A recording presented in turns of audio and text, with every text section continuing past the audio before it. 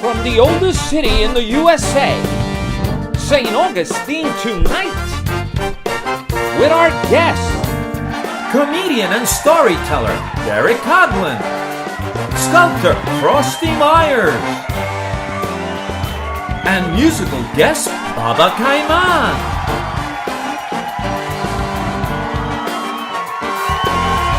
With your host, Jorge Rivera.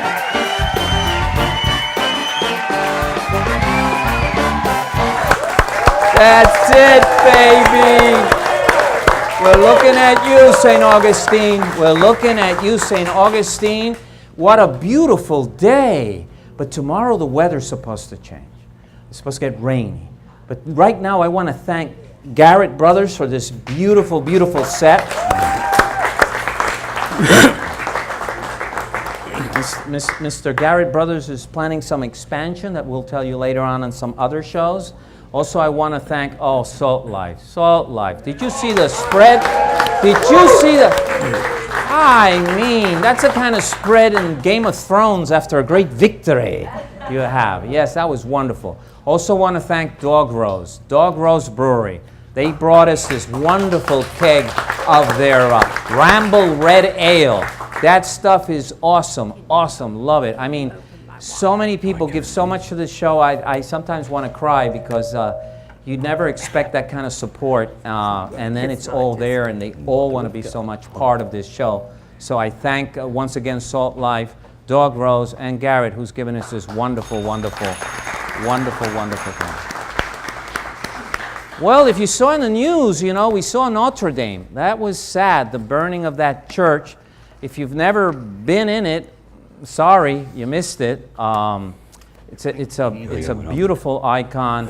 You know, watching it burn remind me of 9/11, which brought all these strange feelings, a lot of sadness, a bit of anger, of bad luck. Also, you know, it's like watching our Statue of Liberty burn and see the torch suddenly fall off as it's burning, and you're like, oh my God, because and that's a gift from France to us. There's another little French thing. Viva la France! So our hearts are out with the French. My son lives in France. My ex-wife is French. We have a great relationship. From far away, it works really well. And you know, we talked, and you know, you could see that they were sad. They were down. So let's wish them the best. Viva la France! They've always been, you know, especially in New York, where I'm from, in Paris, we have these really strong links in art and in so many other things. They fought in the Revolutionary Wars, shoulder to shoulder with us. We fought with them, pushing the Nazis out of Paris. So we have a great history with France, and let's give them another hand and wish them the best. They say they'll have it ready in 5 years. Let's see, technology's amazing. Found out that the average marriage costs $45,000 as of 2018. So if I were your financial advisor, I would say don't do it. Now, as a second piece of advice, if you're sure that's the one and you want to do it, let me put on the glasses again, it might cost you 3 times that amount to get out of the deal. So you've been warned. $45,000, that's a lot of cash. Tiger Woods. Oh my Lord. He reminds me of a character of Greek mythology, you know. He was suffering for so long, like Prometheus hung there, you know, and they'd eat his liver every other day. And now he got that jacket on, and it was a great feeling. He was there with his son, like his dad was with him when he won that first, at 21, I think he was. So I'm really happy that Tiger broke the jinx, the curse, and that the gods just removed the curse and blessed them. And that's very, very... Tiger, you go. Let's see what he does now. Watch this man. He's dangerous. He's dangerous. And the last little piece of news I wanted to share with you is Apple. I love Apple products, but I use a little iWatch to run and all that. But now they just sent a patent in, which is a sensor to put on your phone, that it will be the canary in the mine shaft. If you're in an area where there's a dangerous chemical or pollution is high, you get warnings on your watch. Isn't that, you know? So if you were in China, you've seen the pollution in China, you can't see from one window to the other. that sensor would tell you it's not safe for you to be outside, especially if you're a jogger. So the other thing they did, part of that patent is also, as it can smell pollution or detect from your sweat, it can smell your sweat and tell you what your blood sugar levels are. It's amazing what's coming our way. Of course, it's a patent, they're still working with it, but if that's amazing, amazing. We don't have any censors on this show, but we have a great guest. We have Derek Coghlan. He's comedian and storyteller. We have the amazing sculptor Frosty Myers, which for me is like, big catch for me. And we have Baba Caiman, who will be our guest, and they're going to play right now. Let's listen to Baba Caiman.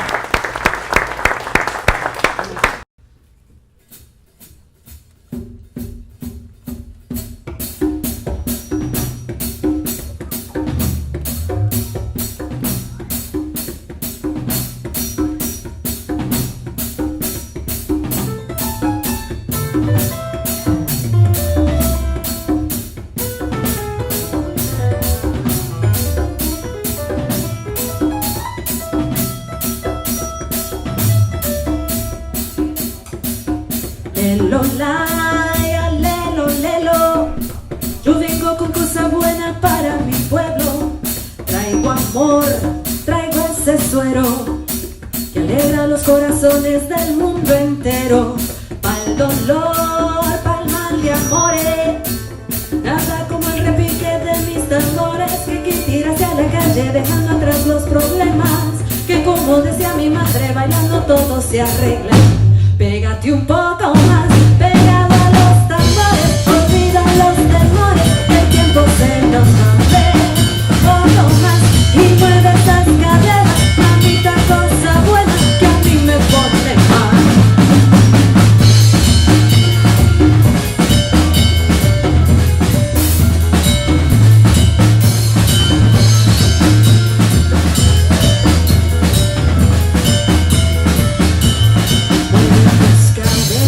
Muchacha morena, bailando ese ritmo con sabor a pena. Y hay una pesquetita, pasa bechonera, para que te olvides de todas tus penas. Esta noche quiero más, esta noche quiero fiesta. Y hoy no habrá mal que por bien no venga. Unamos los corazones, hoy todos somos multicolores. Un poco más, pegado a los tambores, olvida los temores, el tiempo se nos va a mover. Poco más y mueve esas caderas, mamita, cosa buena que a mí me pone mal. Lelo, laya, lelo, lelo. Lelo, laya, lelo, lelo. Lelo, laya, lelo, lelo. Lelo, laya, lelo. Y que venga el cura con todo el amor para nuestros niños, que venga la paz y que venga el coro a bailar mi pena, bien pegadito, con mucho cariñito, y que vengan ríos de bondad a todos los pueblos de la tierra, que no nos podemos olvidar, que el amor puro libera y la mentira envenena, que como decía mi madre, bailando todo se arregla. Pégate un poco más, pegado a los tambores, olvida los temores, el tiempo se nos va a mover. Poco más y mueve esas caderas, mamita, cosa buena que a mí me pone mal. Lelo, laya, lelo, lelo, traigo el cero para mi pueblo. Cosa buena para quien quiera la noche entera.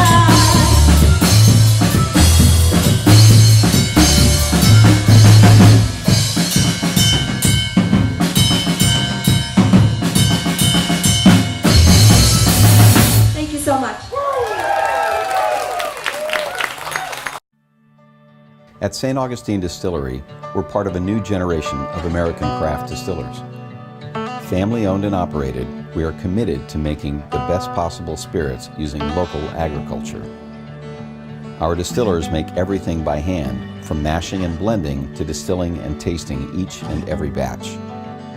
We distill and bottle everything we sell, making sure that the spirits are just right before barreling and aging. Bottled by real people, we love showing our guests not only what we do, but why we do it. We're passionate about educating our guests to not only what goes into each bottle, but how to make the best possible cocktails. We love St. Augustine, and thanks to your purchases, we're able to give back to the community and help local organizations each and every day. Thank you for your support. Thank you for your support. Thank you for your support. St. Augustine Distillery, handmade with pride in the nation's oldest city.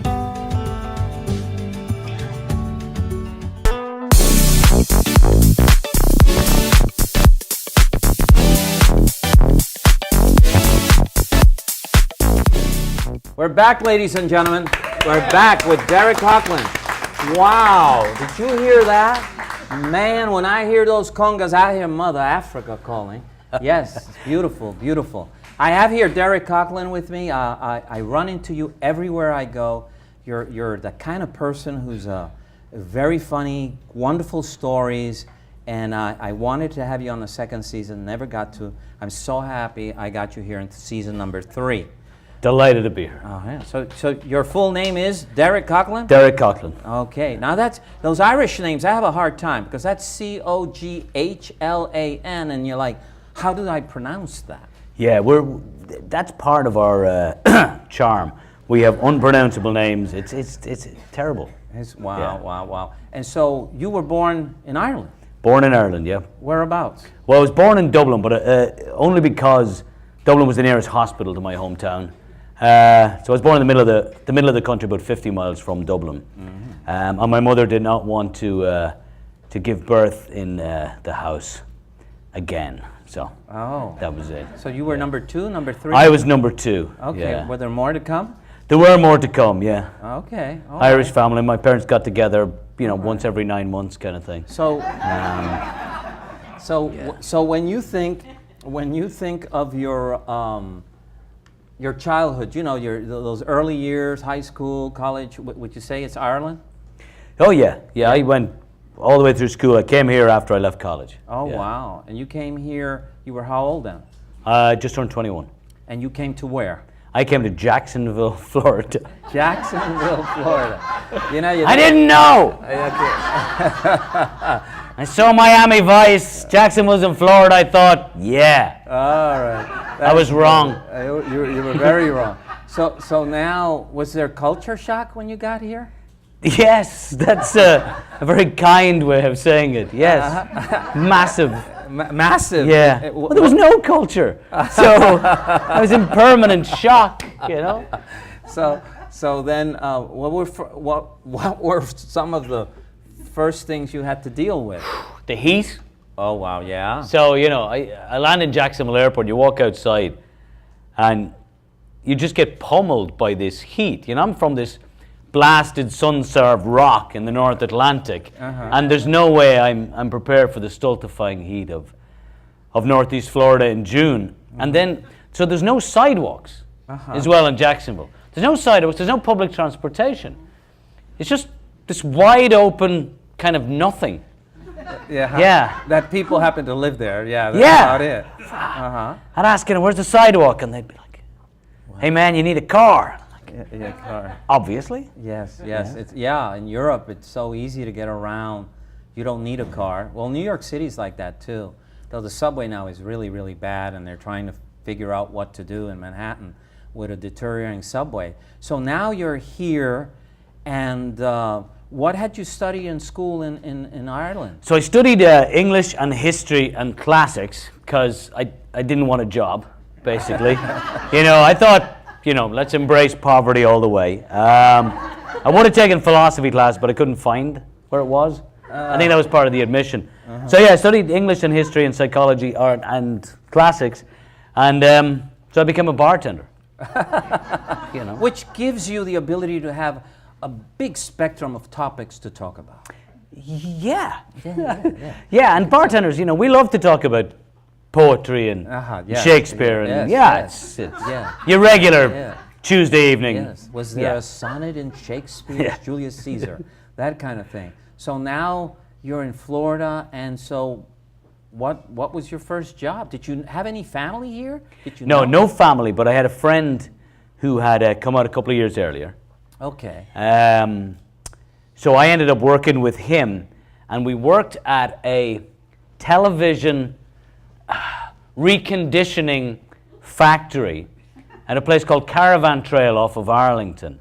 And it was one of those tremendous scams where the company would buy old TVs from motels that were going out of business.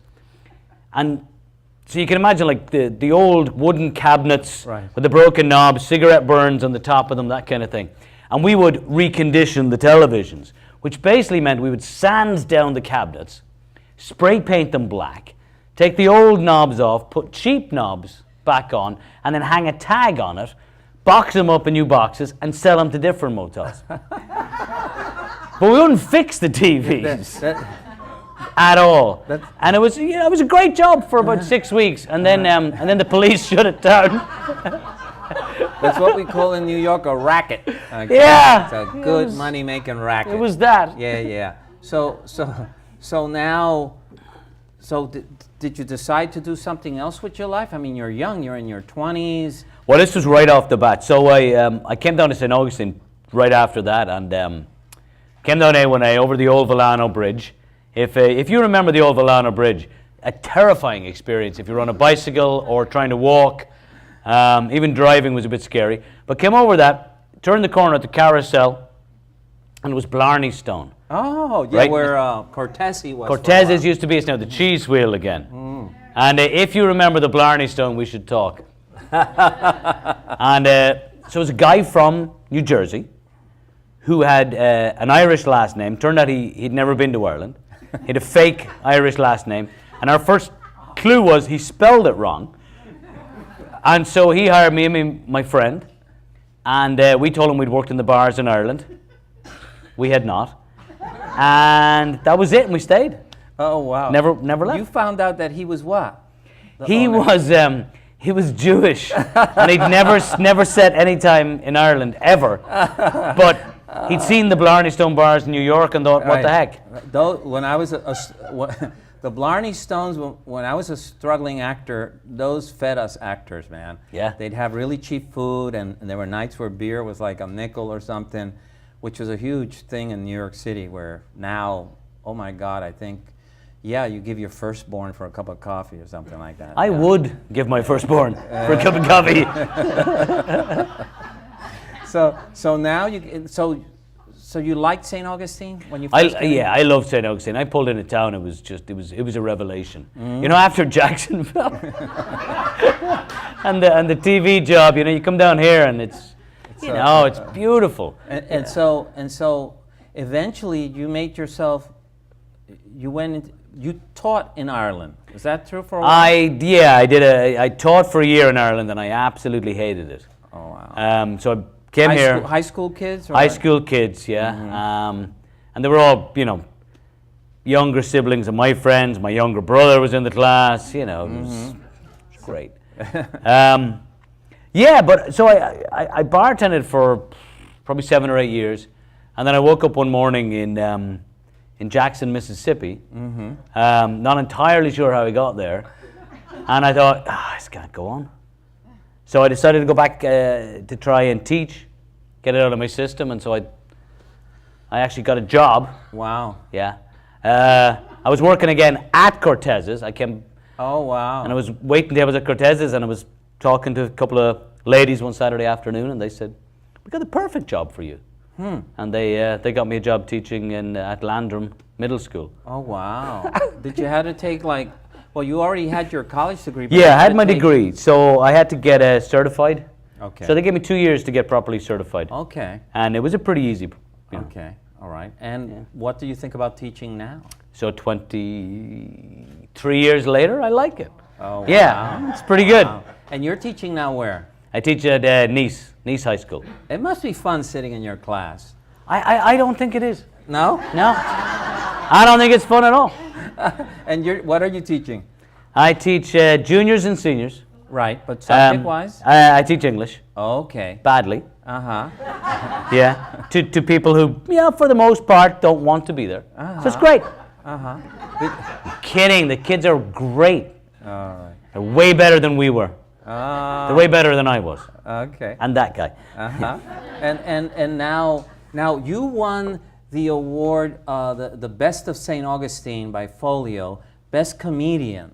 And 'cause Yeah. I've seen you, but your comedy is different. You tell these stories Yeah. that are hilarious, and people they're bent over, but they're based on fact, most of them. Yeah. A lot of them are, people I grew up with. My father is involved in a lot of these stories. They're just odd people. They did odd things all the time. That kind of stuff. Now, when you lived in Ireland, was the conflicts in the north, did they affected you at all, being in the Republic? They did and they didn't.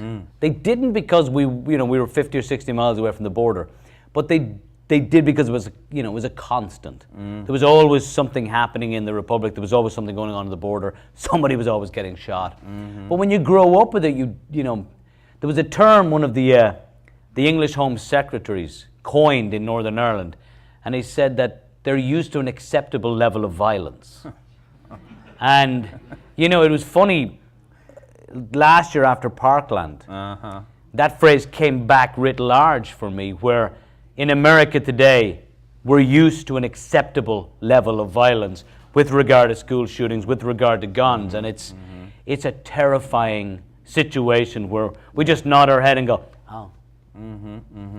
Yeah, I saw... Thoughts and prayers. Well, it's funny you say that, because it's the anniversary of Columbine. Yeah. And I heard quite a few interviews this morning with kids who had survived it. Some are teaching in Columbine, of all things. But it was that whole thing that they said, when that happened, we thought it would happen only this one time. And 20 years later, it just, so many people who saw that didn't know that it was written on the wall that eventually their school and their children would die. Yeah. And that's really spooky and creepy in a way, but they were right. And they feel that very little has been done, so do you That's the kind of comedy I have, right? Yeah, Let's talk about school shooting. Yeah, I know. Sorry. No, but it's very interesting. So now, are you an American, or are you holding the green card? I am an American, yeah. I became a citizen in 2014. Oh, wow. Yeah. And, wow. How yeah. was that experience? So I hid it from my wife, because she'd given me grief for years and years and years. So I didn't tell her. And so I was going to tell her on the Friday that on Monday, I was becoming a citizen, we're going up to Jacksonville, be very emotional.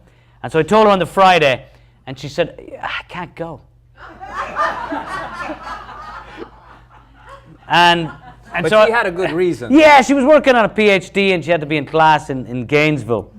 But the best part, so I went, and there's probably 50 people from 45, 46 countries. And I met people who'd walked out of the Sudan. I met people who'd gotten out of North Korea. And I'm sitting beside a Scottish lady, and our problems, they're not problems, We left Ireland, Scotland, right? So you talk to, and the guy I talked to from the Sudan, who'd walked out of the Sudan, and he's very emotional. And afterwards, we're standing, I don't know if you know where the Duval County School Board building is, but it's right on the river. And the boardwalk outside is crumbling. You're kind of across from, what is it? It's not Everbank Field. TIAA Cref. The Gator Bowl, okay. And this guy, he's wearing like the crispest, most beautiful suit. And he goes outside, and he puts down the prayer mat, and he starts to pray. And there's a bunch of homeless guys sitting over here, all decked out, and they're yelling at him about, go back to wherever, this is America, lots of expletives. And he's just smiling. Oh, my God. Because he walked out of the Sudan, and me and another guy, we're standing out there thinking there could be trouble. But afterwards he comes over and he puts his hand on my chest, and we introduce each other, and he tells me that he's a member of the Dinga tribe, and me and him would now be brothers forever. That's sweet. And he's looking out at Jacksonville. And he's looking out, he's like, all this. And you have that moment where you realize that it's still that. America's still that to so many people. Yes. And, yeah. Wow, wow. You know? Well, my friend, I'm glad we have you with us. Ah. Thank you so much for coming. And All right. you can always see Thank Derek if you pay attention to Folio, Compass, what's happening. He's in different places, you know, doing his thing. He also works tremendously with children, teaching them their civic duties, to be part of the system. It's amazing what this man does, and we really feel sorry for Ireland for losing a beautiful son like this. But we got him now. You hear this? I'm not afraid, Ireland. He's ours now. So we'll be back after these messages. Thank you. Thank you, my brother.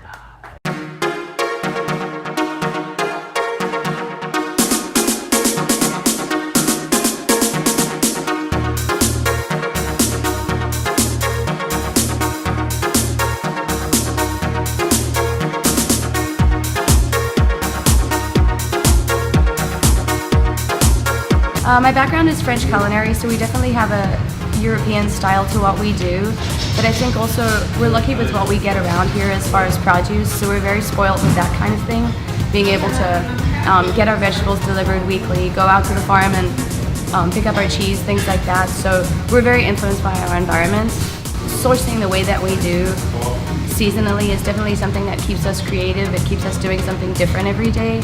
And especially now that we've started opening for dinner, it's really kind of going out there and meeting the guy at the dairy farm, meeting the guy that grows our cauliflower. Those are the kind of things that I think make it exceptional.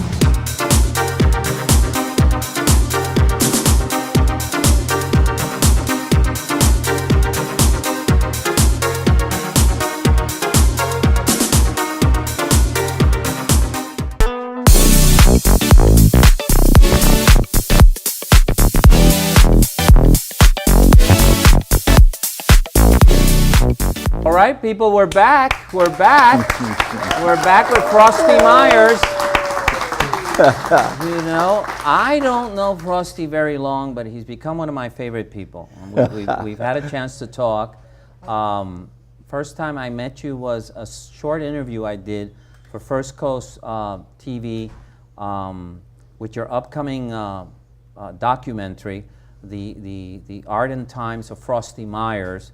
And that documentary won the best documentary in the St. Augustine Film Festival. And now that documentary is moving about all these other film festivals around the United States and probably abroad, maybe Canada also. It's going to Cannes. Oh wow! Wow! So it's if you didn't get to see that documentary, I'll tell you what, there was a standing ovation when that thing ended. It was amazing.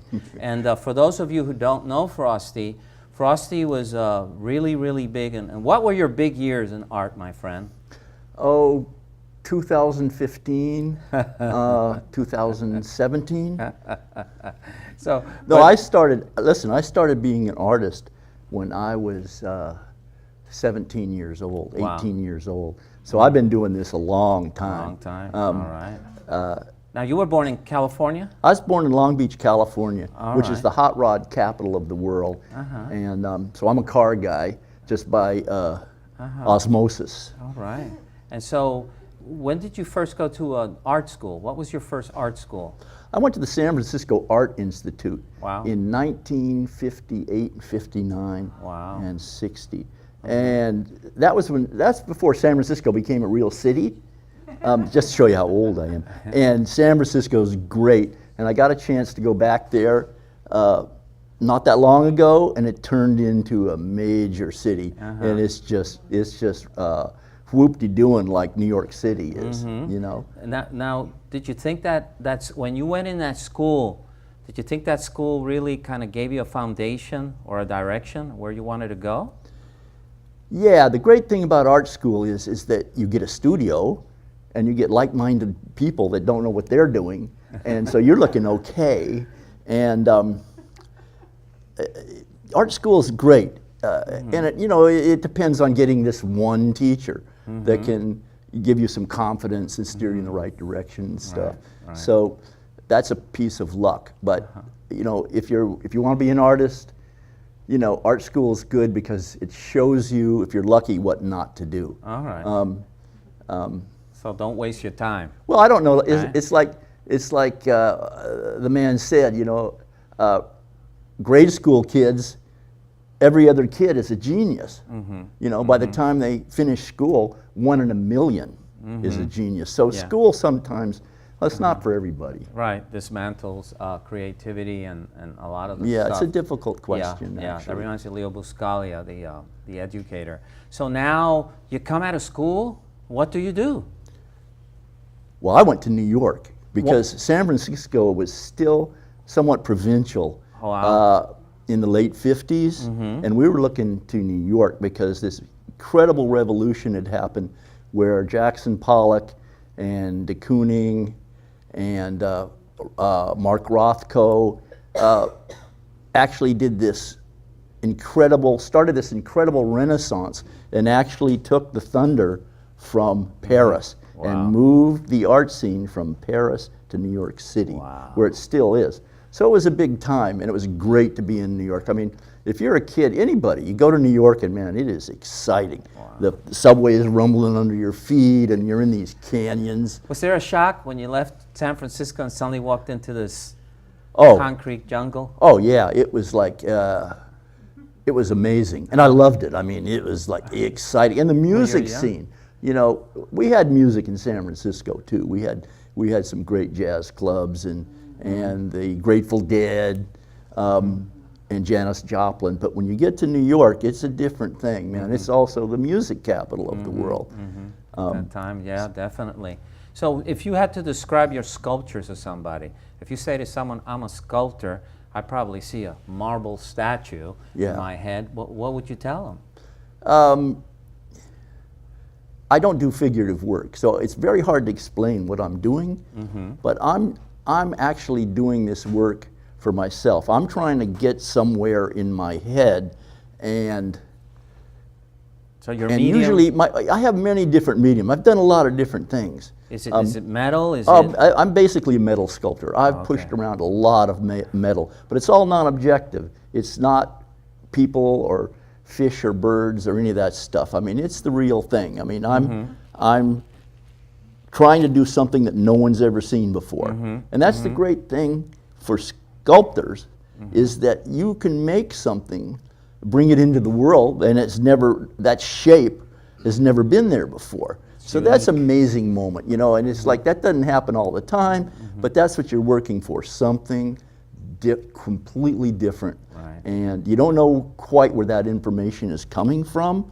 It's still a little bit mysterious, but the art itself isn't mysterious. You know, it's a real tactile. It's an amazing experience, and that's why I do it, for that thrill.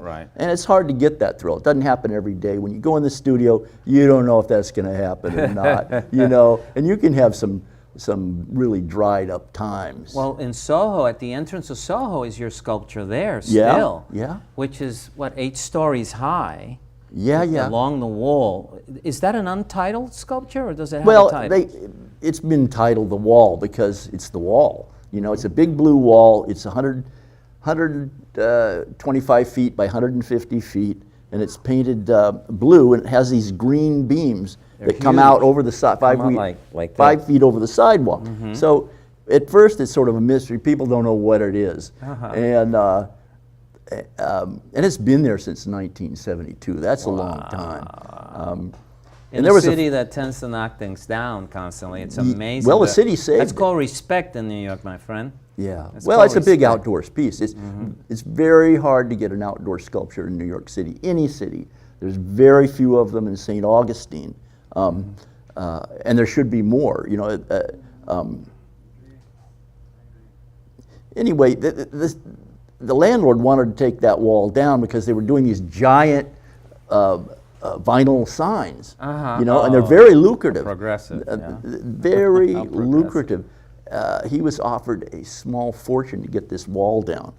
And so he said that the wall was causing water damage and things to the building, and which it probably was. But anyway, they took the wall down, and so we got in a fight in court. It was going to go to the Supreme Court. It was a real mess. But my wife, who's also an artist, Deborah, who's in the audience, She saved this wall.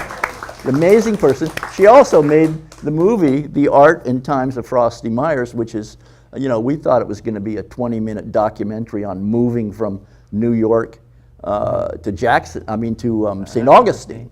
Right. And it turned out into something amazing, my friend. That is an amazing piece of documentary. Yeah, thank you, Jorge. Yeah. Yeah, we're very proud of it. And so she makes this movie. She saves the wall. Then she makes this movie. Took her 4 years. And so now she's a movie producer. She's a blessing, my friend. She's a blessing. So now we're following, we have to follow the trail of film festivals, which is taking us to all these places we've never been before. And But what's interesting is when one Googles your name and you appear in all these art websites, the one thing that keeps coming up is the Moon Museum. yes. And the Moon Museum is there's a museum on the moon. Frosty's idea. It was the second Moon landing. Moon landing. They left, and Frosty was able. Could you hand me that? Was able to get someone without NASA's knowledge to put a small ceramic chip with 6 of the great artists of that time, including himself. One of them, Andy Warhol, was another one on that, and it was put on the leg. You know that gold stuff they put around the legs on these landers? In there, hidden, is the little piece that one of the people working on it actually went and put it in there, and when he put it in and the ship left to the moon, he got a telegram that said that it's on board, it's okay, it's on the way. And then he called the New York Times, and they wrote an article, there's a museum going to the moon. The museum in that little chip looks like this. That little thing on the corner that looks like something you'd see in a bathroom man's stall, that was Andy Warhol, being a naughty boy, writing the letter A and W together. The other artists on this are Robert Rauschenberg, David Novros, John Chamberlain, Claes Oldenburg, and of course Frosty Myers. Frosty Myers is this one right here. And this is Andy Warhol. So among this, there are sculptors, pop artists like Andy Warhol and another guy, and they're all amazing. And this is on the moon today.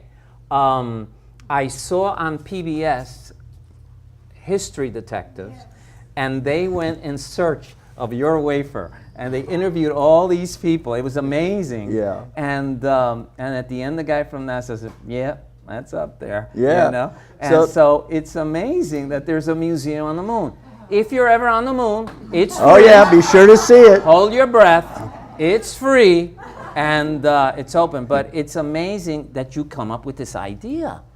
Well, going to the moon was the most exciting thing of my generation.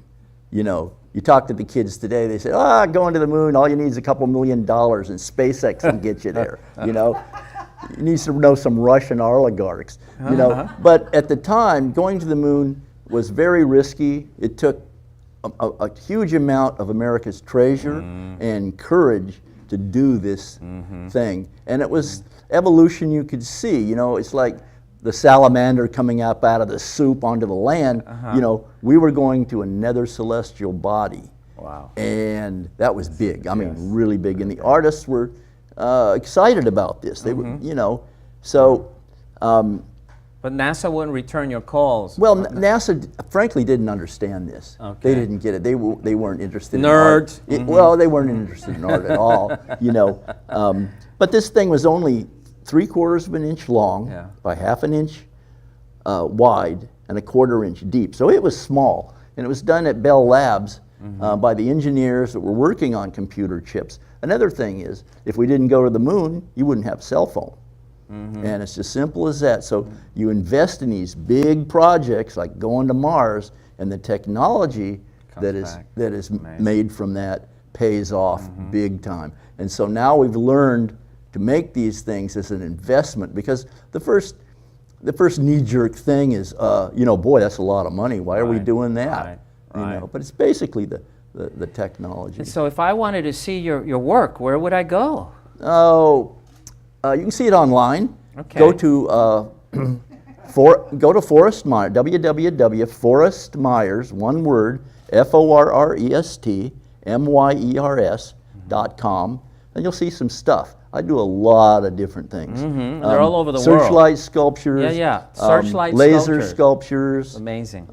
Big metal pieces. It's amazing. My wife and I have made a museum in Damascus, Pennsylvania, where there really isn't a real town there, but they have a museum, and yeah, because you did an indoor. I think your inspiration on that was that you saw an artist who died, and you saw how his art was just so thrown away or given away, and that broke your heart. And so you decided, nah, I'm not going to do that with my stuff. So you built this place where you have the smaller sculptures indoors, and then there's a park that they created with all the big sculptures. I love the one. There's this giant frame looking at the Delaware River. Yep. Yeah. Yep. It's amazing. It's like you're in a picture, and there's all these. It's a garden and a sculpture garden, and then he has the indoor, which is enormous. It looked like a hangar of a plane. But man, I want to thank you so much for being on the show, my brother. Yeah, thank you. I watch your show. This is great, man. This is like just terrific that you've asked me. Thank you. But I want to know, can I keep the cup? Yes, sir. That cup is yours. You know, Letterman gave me a cup. Oh, did he? Well, you have one now from me. All right. Thank you so much. Frosty Myers. Thank you. Sometimes we... Bravo. My name's Theo Garrett. I'm the owner of Garrett Brothers.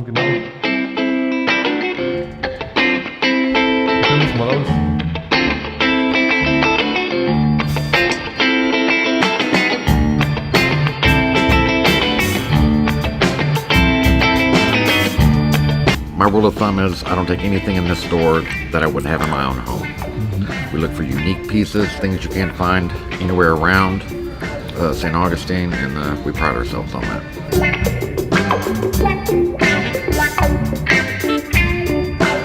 We have more than furniture. We have 1967 Vespa. We have anything that you can think of that would be fun and exciting. You're going to find it here. Sculptures, art pieces. We have a wonderful selection of art. I hear it's like a museum. That's the most common comment that I hear. Love for you to come and see me here, and we'll make you happy.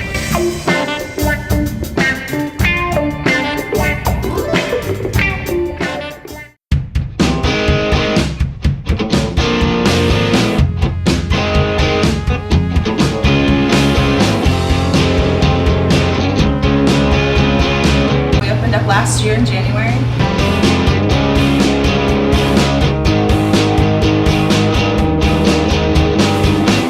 Everything from the German farmer bread, the Schwarzwälder Flosserbrot.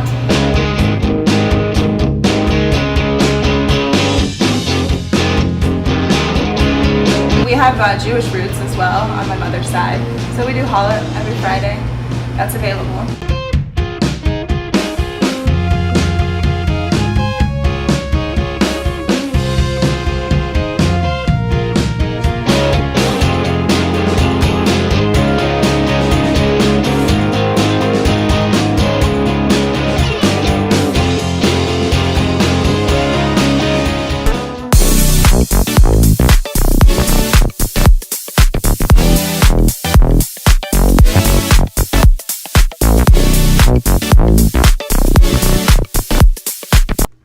Okay, people, we're back. We're back. We're back. We're with Erika Quintero, the vocal on the Baba Caiman. Wow, you guys pumping some really good salsa music there. Thank you. A lot of people were excited that you guys were here. Yeah, it's different. You don't always get salsa everywhere. You know, you get a lot of folk, a lot of rock, jazz. But salsa is, for me, I grew up with it, you know.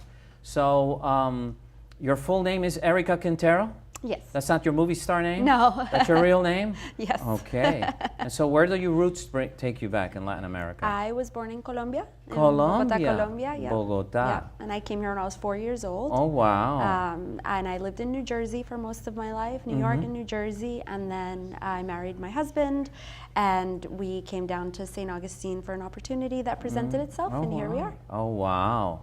And so how young were you when you started realizing that you love to sing? I mean, I can remember maybe 7 or 8 years old. My mom says since I learned how to walk, I've been singing and screaming around the house. So, oh, wow. Yeah. Wow. And did your mom sing? She loves music, so I think I got that. I think me and my little brother, who's the drummer on in Baba Caiman. Michael? Yes, Michael, Okay. Little Michael. Little Michael.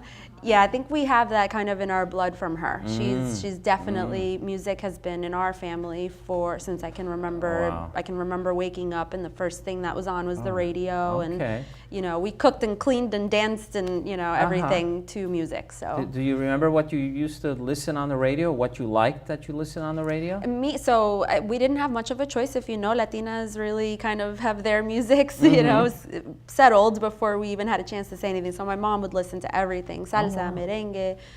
In Colombia, we say música de planchar, so like music to iron music. Yeah. So it's like oldies. And so I grew up with all of that. I grew up with very tropical background, so I listened to the same thing until I kind of discovered my own. I really listen to everything. I don't, if you look at my iPod, and my husband makes fun of me all the time, you'll hear, El Gran Combo, and then you'll hear John Mayer, and then you'll hear Amy Winehouse, and then you'll hear Fruco y sus Tesos, so it's just all over the place. Same here. I'm so eclectic on but I grew up with that New Yorican salsa growing up in New York City among the Puerto Ricans. And so, Ray Barreto, Willie Colon, Hector Lavoe, Pito El Conde. And my uncles would have these parties in these tiny little apartments in New York. Everyone would be sweating and dancing, and you could smell the rum and the food in the kitchen, and they were great parties. And I'd see a lot of my cousins in these parties and things. So they have a great warmth of family, get together. Once in a while, I had an uncle who carried a gun, he'd shoot it up, and he got really drunk. Everybody, they'd all run. You'd have those little moments, good gossip for a couple of months. But how dare he, But yeah, it was great. Now the band you're singing on is Baba Caiman. What does Baba Caiman mean?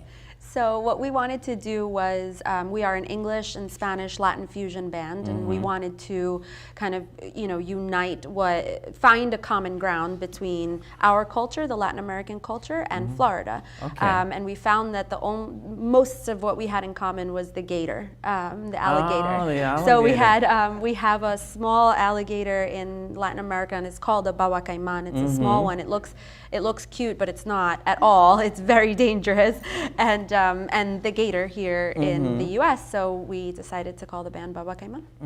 That's how it came about. And so where do you play? Where do you usually play? So our home base right now is Colonial Oak in St. Augustine, right there in the Okay. Old Towns. It's that open stage with the big oak tree in the middle. Right. That's our home base, and we're super proud of it, and we thank Colonial Oak for their support. They've been amazing this past year. We did the New Year's event there, so we welcome the New Year at Colonial Oak. We're doing it again this year.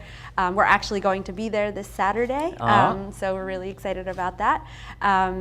So that's our home base, and then we're pretty much everywhere doing private events and such. And what's been the reception of salsa music here, at least in St. Augustine? Yeah, I mean, I've been here for 5 years, living in St. Augustine. We've been with the band for 3. All right. And we can actually see the evolution of how the crowd has changed. And it's actually what led us to create our first Latin American festival here in St. Augustine. Yes, we'll talk about that in a second. It's because we kind of tapped into that demographic, and we saw it through Baba Caiman.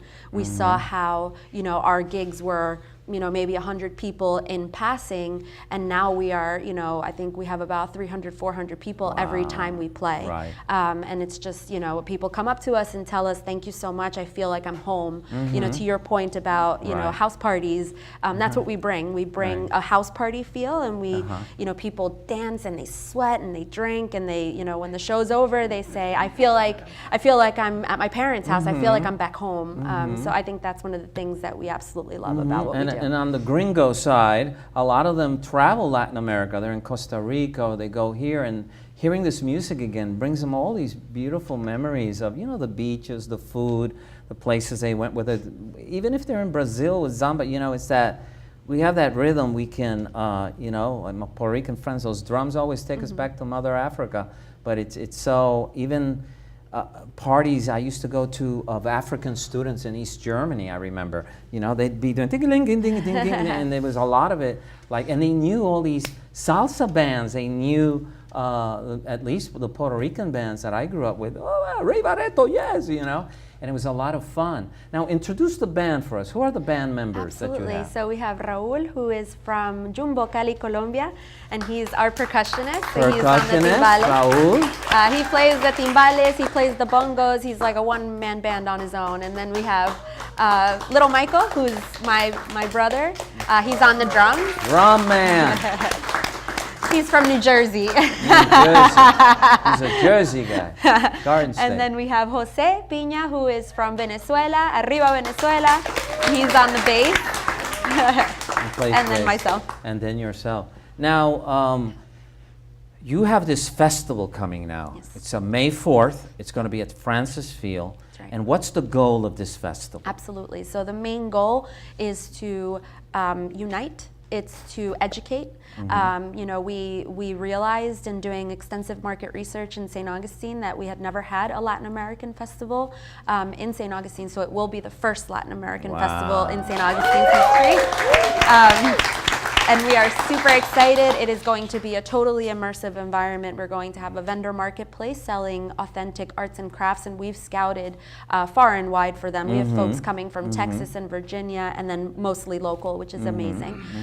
We have dance instructors that are going to be teaching salsa and bachata. They are nationally acclaimed instructors, so you'll be able to learn from them, and then you'll see them perform at the end of the night. We have a mural competition, which I think is going to be a big focal point. Diego Rivera. Yeah, so we have 3 local artists that are going to be painting murals throughout the day, so you'll see them literally come to life. And their topic is, what does cultural unity look like in 2019? Okay. So it'll be from their perspective. And then obviously we have music. So we will have LPT Salsa Group starting the day. We have Taller Balance, it's a bomba en plena group. Puerto Rico. Oh, yeah. Baba folk music for us. Baba Caiman, and then Celso Piña, who's our headliner, and he is a 2-time Latin Grammy Award nominated accordionist and songwriter. He'll be with us.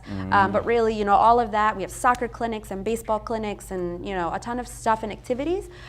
We have samba, capoeira, just roaming and getting the party started. But more so than that, and to your question, what we really want to do is we want to spark conversation. We want to change the story. We want to make sure that we show the world what our Latin community is about, what our Latin culture is about, what we've offered, and how we have you know, been able to sustain ourselves in this country that has accepted us, that has embraced us, and we've given to them such beautiful culture. So that's what we want to do. We want to educate, and we want everyone to feel included and like they've been transported. So. Right. You know, it's funny that, because sometimes I have discussions with friends of mine who are very much to the right, and we talk about the caravan or whatever, but, you know, I said, what you don't realize is that these people have a DNA connection to that land. That's why it's called Los Ángeles, y San Francisco, y las montañas de Cristo, y El Paso, y San Antonio. We have, you know, we have the roots in this land too. It's not just that, you know, things are bad, but there is this spiritual, emotional connection to that. And we always joke among Puerto Ricans that, you know, the Hispanics, there's this very anti-Hispanic mood now, but we're doomed because we also look like Palestinians, you know. So, you know, they're going to nail us either way. So, there's always that thing. So it's great that you come here to educate and show people not to be afraid. This is music to celebrate, you know. I remember when La Bamba was the movie of, you know, everywhere you hear it. So it's a question of, I think, art and culture and music just make people understand, enjoy, and it brings down their fear, and they embrace it. You know, like, what was this guy was saying? He's a funny comedian. He said, well, if you don't like the Hispanics, stop going to the taco food trucks, man. You know? And I just had to laugh. So now this event is May 4th. That's right. It starts at what time? At 10 a.m. 10 a.m. and it goes till? It's 10 a.m. to 10 p.m. Latinos 10 p.m. I don't think so. It's a town ordinance, so we're not getting kicked out. Get them out of here. Okay, that's great. That's great. So, so if people want to get more information about your event, where would they go? Sure. So we've passed out flyers to your audience, but they can find us on Facebook, on Instagram. Our website is www.unidosenlamusica.com. Tickets are on sale. It's $5, and children up until 12 years old are free. So it's super affordable, and we hope to have everybody come and enjoy. And you know, I think I've been asked a few times kind of how this came about or how we thought of this idea of this festival. I mean, it's a big thing to take on all of a sudden. It is. Hey, let's fill Yankee Stadium. You know, that kind no, of thing. it is, and we took the challenge on precisely for what you're saying. We are in a charged environment, and I just had my baby a year ago. He just turned 1 on boy Saturday. Or girl? A boy. What's his name? Aiden. Aiden. Aiden Alexander, and he is wow. the love of my life. Of course. You know, we wanted to raise him in a world of inclusivity and diversity and unity and education and love and, you know, acceptance. And, you know, if the world isn't going to give that to him, then we're going to create it for him. And that is what we wanted to do here. We're putting all of our lives and passion and love into this project, and we're super hopeful that it's the first of many. Yeah, you know, and I see so many mixed couples now. You're also on Romanza. That has the festival. You're tailing on that, and they're very proud to have you. So we have Romanza magazines. You see all the events in 10 days. It's really good. Thank you there. And that's amazing. Yeah, Latinos, you know, it's a strong culture. Family's very strong. My son lives in France with his mother. And it's funny when she calls me and said, he got in trouble again in school. I said, that's that Puerto Rican DNA, baby. You got those French, you better be ready. You know, I said, stop it. And so it's fun. He loves salsa music. He loves Latin music. I think his favorite song is Feliz Navidad by Jose Feliciano. Just loves that song. He'll listen to it anytime. And so I thank you for being on the show. Thank you. And thank you for letting us know. May 4th, everybody. And would your band play a little something for us? Of course, we'd love to. Baba Caiman coming up after these messages. Thank you. At Martinez & Associates, we can help you with many things. Number 1 is income for life throughout your retirement, which is very important. Number 2 would be Medicare choices, which are very confusing. Number 3 is a legacy for your loved ones. And finally, keeping you independent throughout retirement. My name is Tuli Martinez. Call this number. Y hablamos español.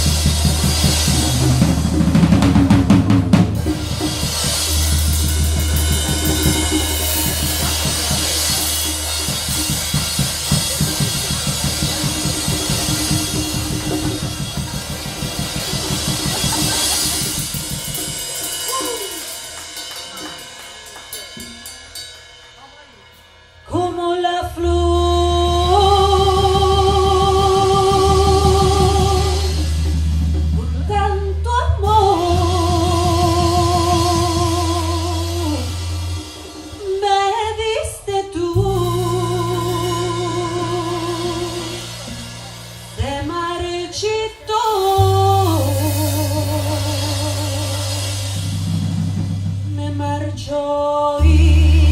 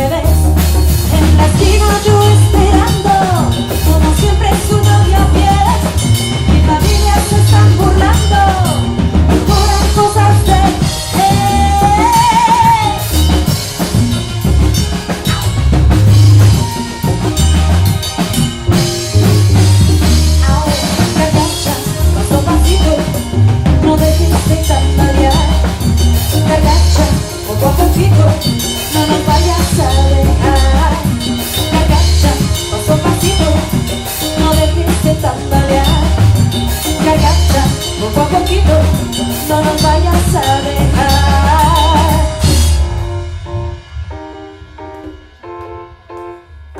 Hey, yeah. Reggaeton, hey, hey, hey, yeah. Biri, biri, ba, ba. Biri, biri, ba, ba. Biri, biri, ba. Biri, biri, biri. Cada vez que lo veo pasar, mi corazón se enloquece y te empieza a palpitar. Biri, biri, bam, bam,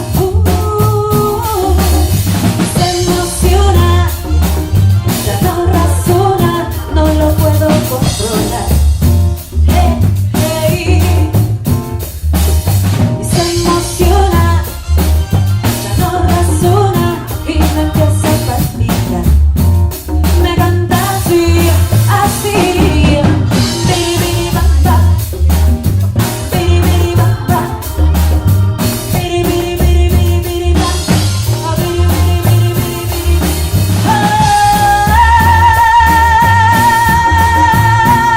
Oh, me canta así, me canta así. Cada vez que lo veo pasar. Oh, no, no, no, no. Mi corazón se enloquece cada vez que lo veo pasar y me empieza a palpitar así, así. Oh, oh yeah, oh, oh, right. Oh, yeah, oh, oh, oh, oh, oh, oh, yeah. Hey, no, no, no, no. Hey. Saborcito.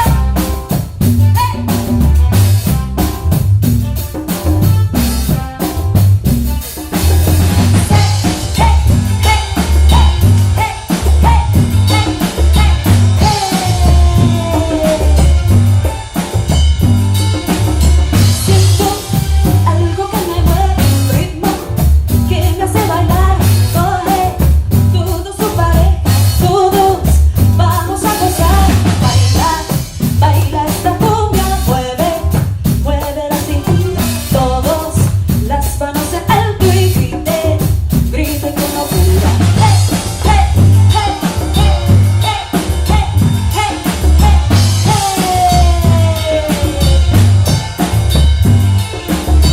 Baila, baila esta cumbia, un ritmo, ritmo sin igual. Nadie se quede sentado, todos vamos a bailar.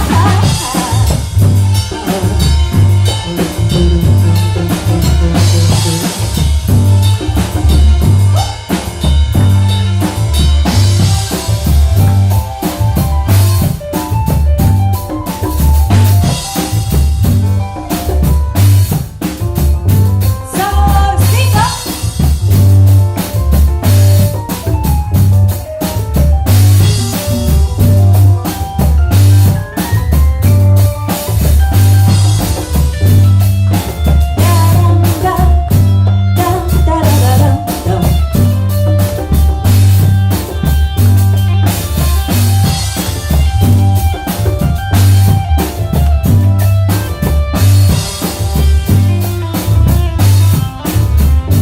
Dale, Raúl.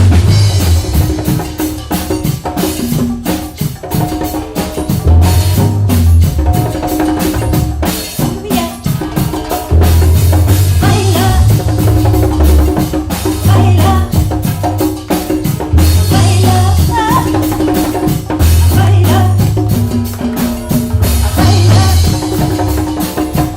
baila, baila,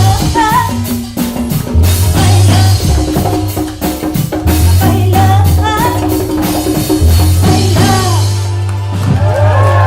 Thank you so much. Thank you, everybody. Thank you for coming to another show. Great guests. Lovely Erika here was just amazing. Michael on the drums, Raul on the congas, and Jose on the bass. They were amazing. There's still food from Salt Life. There's still brew from Dog Rose. enjoy, mix, get to know each other, and they're going to play one more number, and just have fun. Just have fun. Thank you. Great show, Jorge. Yeah. Did you get a little something to eat? I'm not good. I'm going to say hi to Kira and bring her to take off, but yeah. Okay, glad to meet you.